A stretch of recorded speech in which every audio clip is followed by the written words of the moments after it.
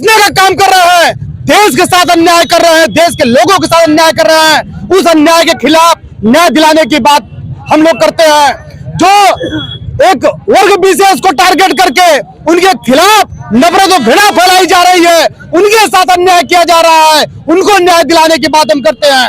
जो देश के सारे संवैधानिक संस्थाओं पर एक विचारधारा के लोगों को, संघीय मानसिकता के लोगों का कब्जा कराते जा रहे हैं, जो संचार के सूत्र है उस पर कब्जा करके जो यह न्याय करने का काम कर रहा है, लोकतंत्र की हत्या करने का काम कर रहा है, संविधान की हत्या करने का काम कर रहा है, उस अन्याय के खिलाफ हम न्याय दिलाने की बात करते हैं। उसके खिलाफ, जो उस अन्याय के खिलाफ हमारे नेता आदरणीय राहुल गांधी जी भारत जोड़ो यात्रा, न्याय यात्रा लेके निकले हैं, उसके समर्थन में आज देश भर का कांग्रेसी कार्यकर्ता और आम आदमी सड़कों पर उतरा है।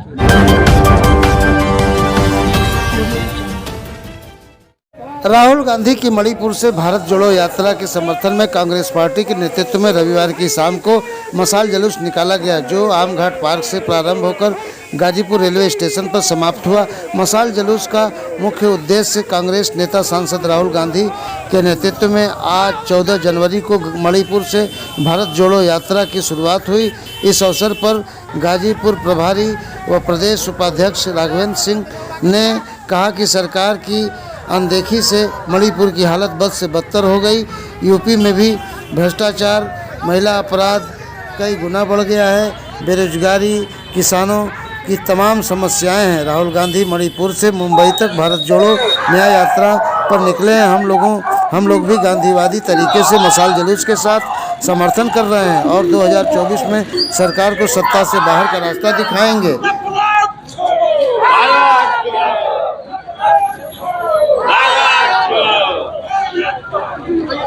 जिंदाबाद जिंदाबाद।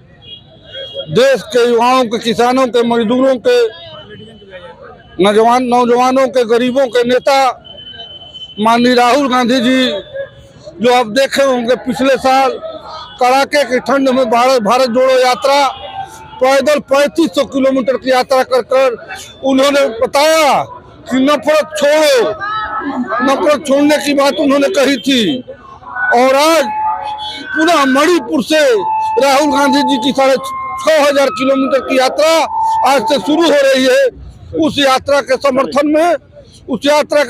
में आज देश भर के कांग्रेस के कार्यकर्ता सड़क पर उतरकर मशाल लेकर भारत जोड़ो न्याय यात्रा में उनके समर्थन में आज निकले हुए हैं और न्याय की मांग कर रहे हैं। और ये लड़ाई तब तक जारी रहेगी जब तक ये भ्रष्ट केंद्र की सरकार 2024 में हटा नहीं दी जाती है और न्याय की सरकार राहुल गांधी के नेतृत्व में स्थापित नहीं हो जाती। कैसा न्याय, कैसा भ्रष्टाचार? आप देख रहे हैं कि न इस सरकार में किसान खुश है, न मजदूर खुश है, न नौजवान खुश है, न कर्मचारी खुश है, न महिलाएं सुरक्षित है।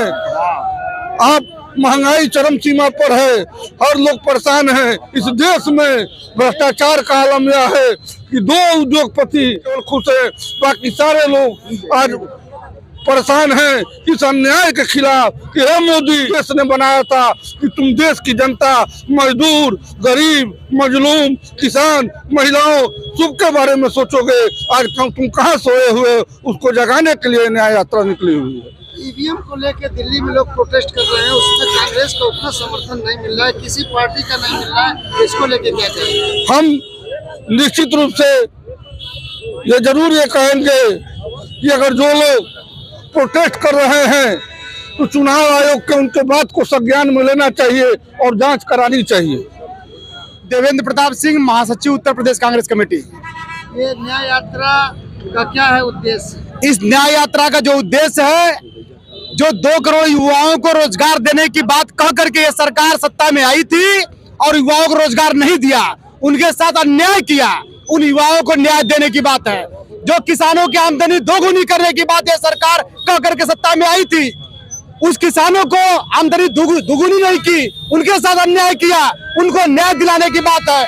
जो देश के सारे सरकारी उपक्रमों पर 2 पूंजीपतियों का कब्जा कराते जा रहे हैं, देश की सारी संपत्ति इतने का काम कर रहे हैं, देश के साथ अन्याय कर रहे हैं, देश के लोगों के साथ अन्याय कर रहे हैं, उस अन्याय के खिलाफ न्याय दिलाने की बात हम लोग करते हैं।